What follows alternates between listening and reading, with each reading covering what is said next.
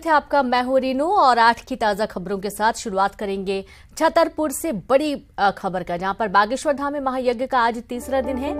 पंडित धीरेन्द्र कृष्ण शास्त्री का लगेगा दिव्य दरबार, जहां बालकृष्ण महाराज का होगा आगमन, ज्ञानानंद महाराज के होंगे प्रवचन। तो वहीं भारी संख्या में दूर दूर से भक्त परिवार पहुंच रहे हैं बागेश्वर धाम। तो भक्त परिवार सहित बागेश्वर धाम पहुंच रहे हैं दर्शन करने के लिए। और आप ये देखिए कि महायज्ञ का आज तीसरा दिन है और शिव नवरात्रि के दिन 121 कन्याओं का विवाह भी होने वाला है। तो पंडित धीरेन्द्र कृष्ण शास्त्री का आज दिव्य दरबार भी लगना है, बालकृष्ण महाराज का आगमन होना है, ज्ञानानंद महाराज के भी प्रवचन इस दौरान आपको सुनने को मिलेंगे।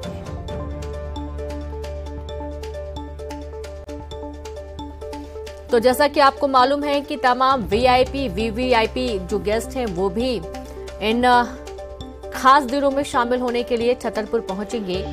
तमाम तैयारियां कर ली गई हैं, हेलीपैड भी बनाया गया था और साथ ही मंदिर प्रांगण को बहुत ही खूबसूरत तरीके से सजाया गया है। और ये मानकर चलिए आपके पूरे छतरपुर में इस समय एक बड़ा पर्व मनाया जा रहा है। हर कोई काफी उत्साहित है और बड़ी संख्या में जो भक्त हैं वो भी पहुंच रहे हैं।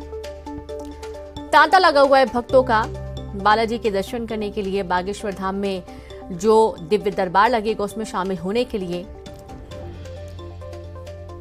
और चलिए सीधे रुक करेंगे छतरपुर से संवाददाता नरेंद्र परमार जुड़ गए। नरेंद्र, भव्य तरीके से ये खास दिन मनाए जा रहे हैं और आज दिव्य दरबार भी लगना है। वैसे भी काफी भीड़ होती है, लेकिन आज जो दिव्य दरबार लगेगा वो अपने आप में बहुत खास होने वाला है। कैसी तैयारियां, आज का पूरा दिन कैसा रहने वाला है?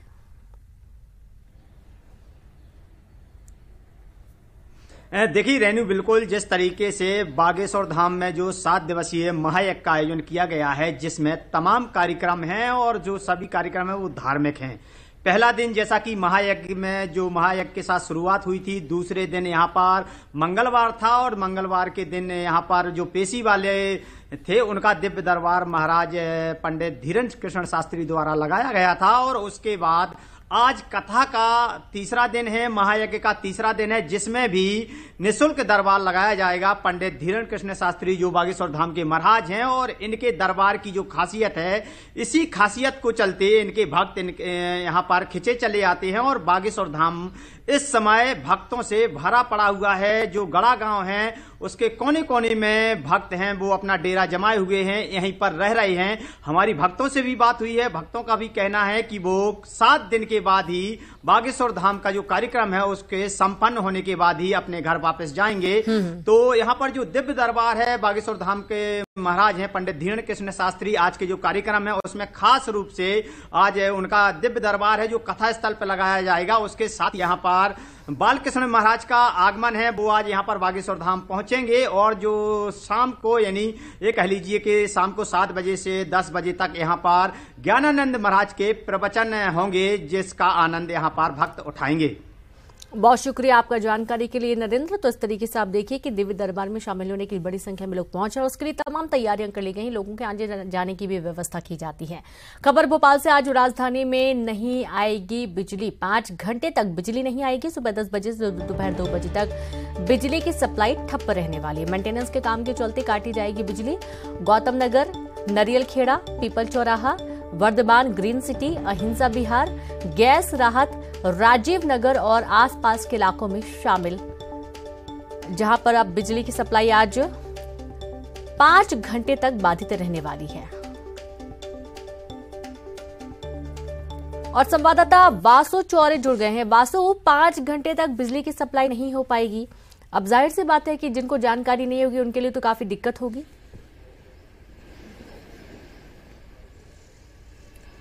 निश्चित तौर पर देखिए, लगातार कई इलाकों में मेंटेनेंस का काम जो है वो बिजली कंपनी की ओर से किया जा रहा है, जिसके चलते कुछ हद तक लोगों को जरूर परेशानियों का सामना करना पड़ सकता है। लेकिन यही वजह है कि बिजली विभाग ने पहले से ही लोगों को सूचित करने का काम किया है, ताकि वो अपने जरूरी जो कामकाज हैं वो समय रहते निपटा लें। और 10 बजे से लेकर करीब 2-3 बजे तक जो बिजली सप्लाई बाधित होनी है, उस दौरान के लिए जो अगर कुछ इन्वर्टर्स और बैटरीज की जगह कोई पावर सेविंग करके रखनी है, ताकि जो जरूरी कामकाज कामकाज हैं वो चलते रहें, तो उसको लेकर जो सूचना है वो जारी कर दी गई है। हालांकि देखिए, जब बिजली कटौती होती है तो घरेलू उपभोक्ताओं को तो तकलीफ होती है, लेकिन साथ ही साथ जो ऑफिसेस रहते हैं, जो कंपनीज रहती हैं, वहां पर भी कुछ हद तक जो समस्याएं हैं वो बिजली कटौती के कारण बनती हैं। लेकिन बिजली विभाग का कहना है कि ये जरूरी मेंटेनेंस कार्य हैं और ये इसलिए किए जा रहे हैं ताकि आने वाले सीजन में, जब गर्मी का सीजन है और गर्मी के सीजन में जब बिजली की खपत काफी ज्यादा बढ़ जाती है, बिजली का लोड बढ़ जाता है, तो उस समय पे किसी भी तरीके के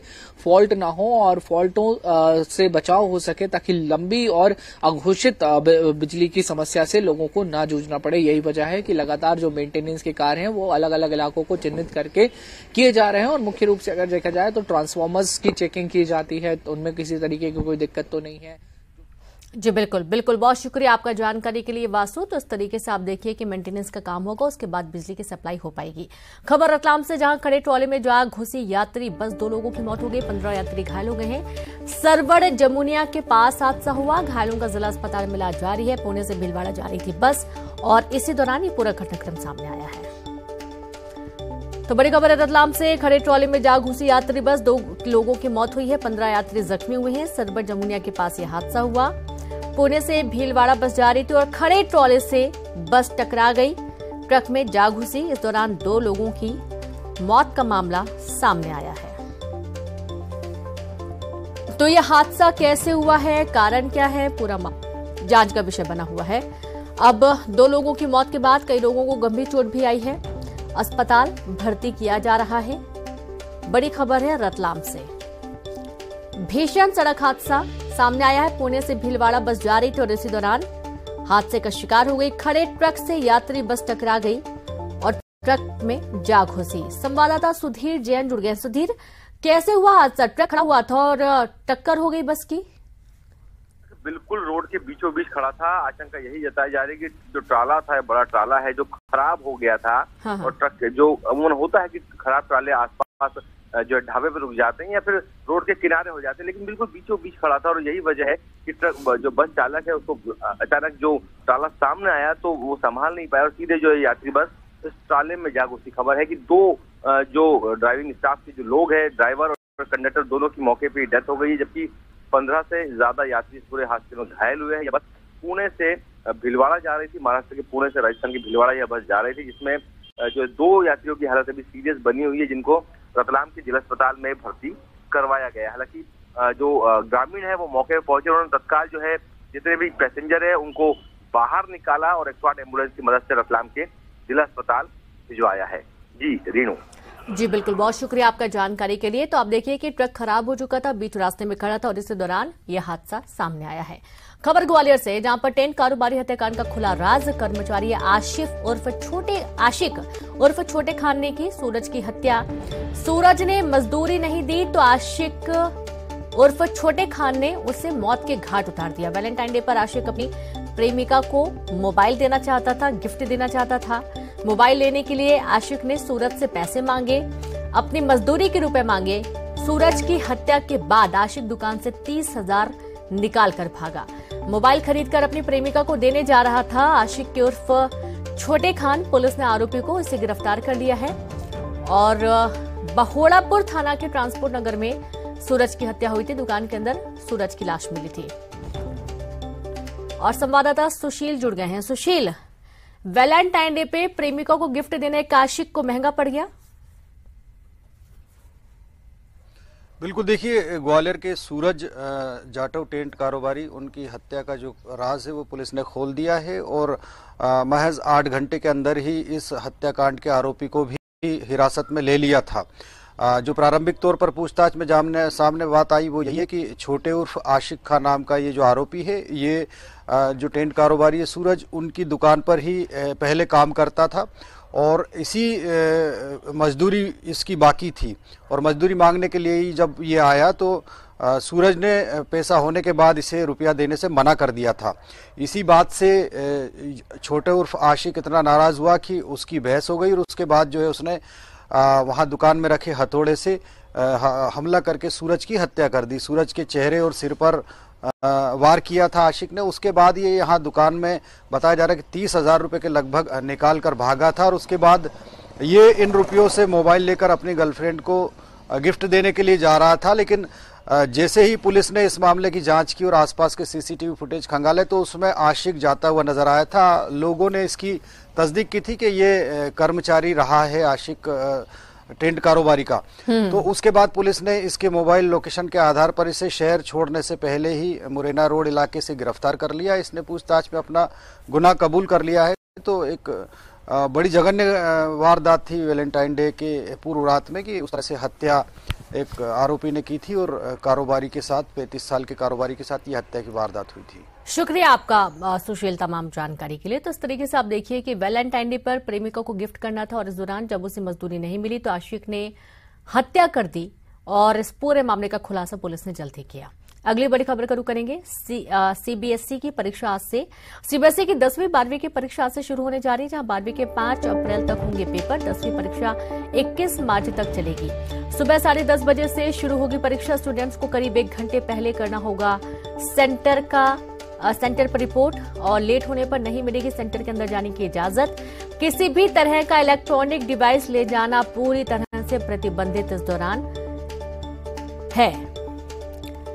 तो आज सीबीएसई के 10वीं और 12वीं के एग्जाम शुरू हो रहे हैं, जहां 12वीं के एग्जाम शुरू हो रहे हैं, जहां 12वीं की परीक्षा 5 अप्रैल तक चलेगी तो वहीं 10वीं के एग्जाम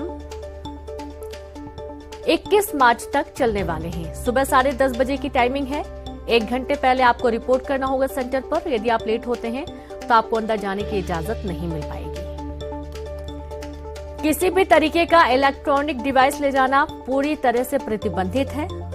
हर तरीके से जांच होगी और उसके बाद ही छात्रों को सेंटर के अंदर प्रवेश मिलेगा। संवाददाता वासु चौधरी जुड़ गए हैं। वासु, आज से सीबीएसई एग्जाम शुरू हो रहे हैं और देखा जा रहा है कि अच्छी खासी व्यवस्थाओं के बीच में पूरा एग्जाम संचालित होने वाला है।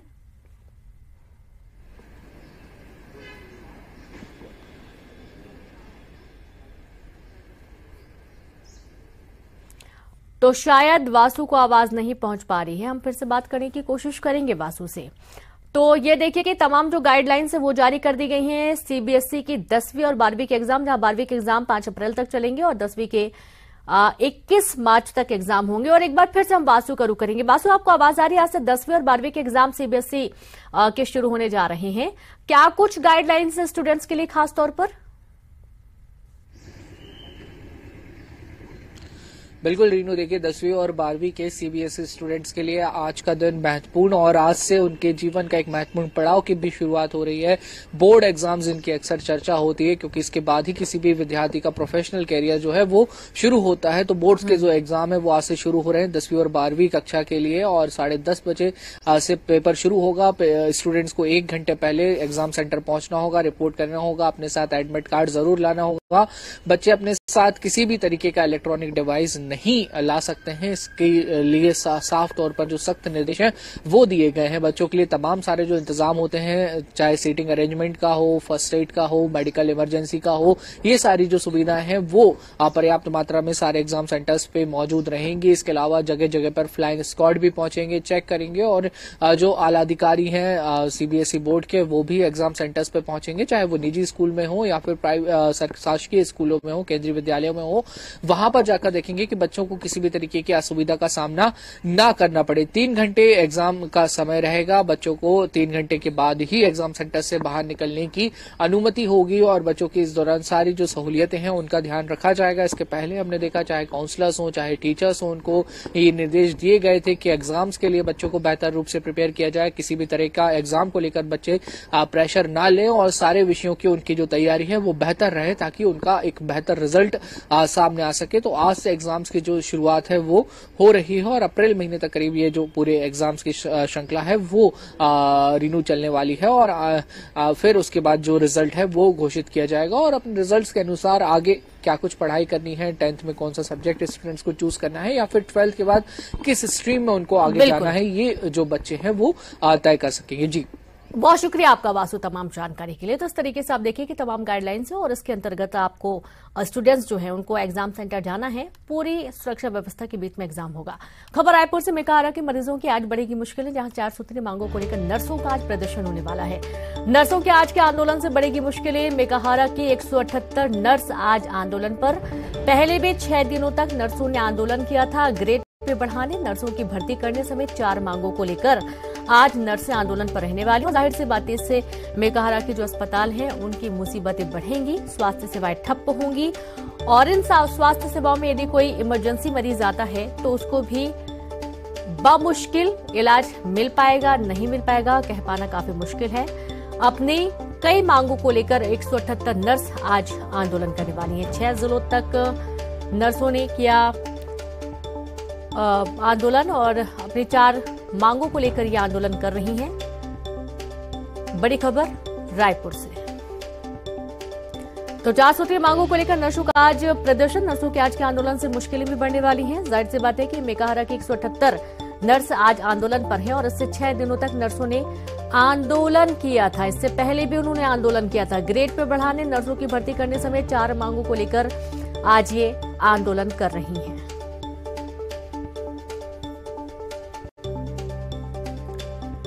तो काफी मुश्किलों का सामना करना पड़ेगा मरीजों को और यदि इमरजेंसी केस इस दौरान आता है तो जाहिर सी बात है कि डॉक्टरों के लिए भी कहीं ना कहीं मुसीबत है, क्योंकि नर्सें यदि काम पर नहीं रहेंगी तो उससे कई सारे कामकाज प्रभावित होंगे, स्वास्थ्य सेवाएं इससे प्रभावित होंगी।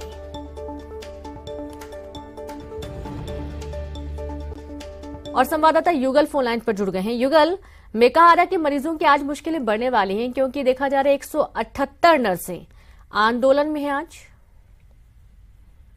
देखिए रेणु, इससे पहले भी आंदोलन कर चुके हैं जो नर्स है, काली पट्टी लगा करके और क्रमबद्ध तरीके से 2-2 घंटे तक आंदोलन करते रहे हैं। ग्रेड पे और नर्सों की भर्ती को लेकर के लगातार जो अस्पताल प्रबंधन है उनसे ध्यान आकर्षित कराने का प्रयास जो किए थे, बावजूद इसके किसी तरह के बातचीत नहीं हो पाई है और न ही इनकी जो मांग है उन पर जो प्रबंधन ने कोई अपनी सहमति जारी की है न किसी तरह के मान मनोबल हुआ है। यही वजह है कि 178 नर्स फिर से आंदोलन की राह पर चले गए हैं और आज एक दिवसीय धरना देंगे। उसके बाद 15 मार्च से अनिश्चितकालीन धरने पर चले जाएंगे। तो ये कहा जा सकता है कि राज्य के सबसे बड़े अस्पताल है, मेडिकल अस्पताल मेकाहारा है, वहां पर एक बार फिर से अव्यवस्थाओं का आलम है वो देखने को मिलेगा। लेकिन दुख इस बात की है, चिंताजनक बात ये है कि वही अस्पताल प्रबंधन तमाम अधिकारी रहते हैं, बावजूद इसके किसी तरह से मान मनोबल नहीं हो पा रही है और यही वजह है कि आंदोलन उग्र होने की संभावना है और ऐसे में मरीज है उनकी मुश्किलें हैं वो बढ़ सकती है। जी बहुत शुक्रिया आपका युगल जानकारी के लिए। तो इससे मुश्किलें तो बढ़ रही हैं और वहीं दूसरी तरफ आप देखिए कि रायपुर में भी प्रदेश में सहायक शिक्षकों का प्रदर्शन जारी है। क्रमिक हड़ताल पर प्रदेश भर के सहायक शिक्षक बने हुए हैं। आज दुर्ग जिले के सहायक शिक्षक करेंगे प्रदर्शन। वेतन विसंगति को दूर करने की मांग, शिक्षकों की मांग, अलग अलग दिन अलग अलग जिलों में प्रदर्शन हो रहा है और सहायक शिक्षक लगातार वेतन विसंगति सहित कई मांगों को लेकर हड़ताल कर रहे हैं। लेकिन यहां पर अभी तक कोई भी बातचीत करने के लिए प्रतिनिधि या कोई मंत्री नहीं पहुंचा और सबसे खास बात यह है कि इस आंदोलन को रोकने की भी तमाम अलग अलग तरीकों से कोशिश की गई, जिससे काफी नाराजगी भी हुई। तो वहीं दुर्ग शहर में आज पानी की आपूर्ति रहेगी बाधित। आधे शहर को आज एक टाइम नहीं मिलेगा पानी। 33 केवी फिल्टर प्लांट में मेंटेनेंस का काम होगा। करीब 4 घंटे के लिए होगा शटडाउन। प्रभावित क्षेत्रों में टैंकरों से पानी की सप्लाई की जानी है। एक बार फिर से पानी की समस्या होने वाली है लोगों को। संवाददाता मिथिलेश जुड़ गए। मिथिलेश, अभी आए दिन की खबर है कि पानी की सप्लाई इस इलाके में नहीं होगी, एक बार फिर से ऐसी कुछ खबर सामने आ रही है? निश्चित रूप से आज दुर्ग नगर निगम के क्षेत्र प्रभावित होने वाला है। करीब आधा शहर को पानी नहीं मिलेगा, कई वार्ड इससे प्रभावित होंगे। 33 केवी फिल्टर प्लांट जो है वहां पर मेंटेनेंस का कार्य किया जाएगा। ये कहा गया है कि जिस तरह से आगामी समय में जो गर्मी का मौसम है उस समय लोगों को दिक्कत ना हो और जो वहां पर कोई भी परेशानी ना हो, इस वजह से इस कार्य को करना अति आवश्यक है। वहां पर बड़ी बड़ी झाड़ियां हो गई है, उसको काटा जाएगा और बिजली के कार्य में मेंटेनेंस किया जाएगा। तो इस तरह से करीब 4 घंटे का ये शटडाउन लेकर काम किया जाएगा। लेकिन इस 4 घंटे के दौरान जो फिल्टर प्लांट के माध्यम से पानी टंकियों तक पानी की सप्लाई की जाती है वो बाधित रहेगी, और जब पानी की टंकियों में पानी नहीं मिलेगा तो कई लोगों के घरों में तक पानी नहीं पहुंचेगा। तो इस तरह से आज एक टाइम तक लोगों को पानी नहीं मिलेगा। प्रभावित क्षेत्रों में टैंकरों के माध्यम से पानी की सप्लाई का दावा किया गया है। देखने वाली बात यह होगी कि कितना ये धरातल पर उतर पाता है, क्योंकि हमेशा इस तरह के दावे किए जाते रहे हैं। रीनू, बहुत शुक्रिया आपका मिथिलेश तमाम जानकारी के लिए। तो दावे हर बार खोखले साबित होते हैं और इस बार भी ऐसे कुछ देखने को मिला। खबर मुंगेली से फांसी पलट की मिली युवती की लाश, जहां फांसी लगाकर आत्महत्या की आशंका है। लोरमी पुलिस मामले की जांच में जुट गई है। तुलसा घाट गांव की घटना सामने आई है। तेलंगाना से इस वक्त की बड़ी खबर है। तेलंगाना के बीबी नगर में गोदावरी एक्सप्रेस डिटेल हो गई। हादसे में किसी के घायल होने की खबर नहीं है। गोदावरी एक्सप्रेस विशाखापट्टनम से हैदराबाद आ रही थी और इसी दौरान डिरेल हो गई है। बड़ी खबर तेलंगाना से, गोदावरी एक्सप्रेस विशाखापट्टनम से हैदराबाद आ रही थी और इस दौरान डिरेल हो गई है। खबर मंडला से, जहां कांग्रेस नेता का नरकंकाल मिला। बधिया तेंदो कोहरी के जंगल में मिला नरकंकाल। 3 महीने से थे लापता। नरकंकाल के साथ कपड़े और कांग्रेस का गमछा मिला है। परिजनों ने नरकंकाल की शिनाख्त की हरीलाल मरावी के रूप में पहचान हुई है। पुलिस मामले की जांच में जुट गई है। तो आप ये देखिए कि कांग्रेस नेता 3 महीने पहले लापता हुए थे और अब इनका नरकंकाल मिला है। कांग्रेस का गमछा भी मिला और इससे ये आशंका व्यक्त की गई कि ये लापता हुए कांग्रेस नेता का नरकंकाल है। तो भिलाई स्टील प्लांट में फिर से हादसा हुआ। यूनिवर्सल रेल मिल में हादसा हुआ। रेल पटरी ढलाई के दौरान घटना हुई। BD2 रेलिंग टेबल से 130 मीटर लंबी रेल पटरी छिटकी। आसपास ग्रीस होने की वजह से आग लगी। एक ही दिन में 3 हादसों से हड़कंप मच गया। प्लांट में प्रोडक्शन रोक दिया गया।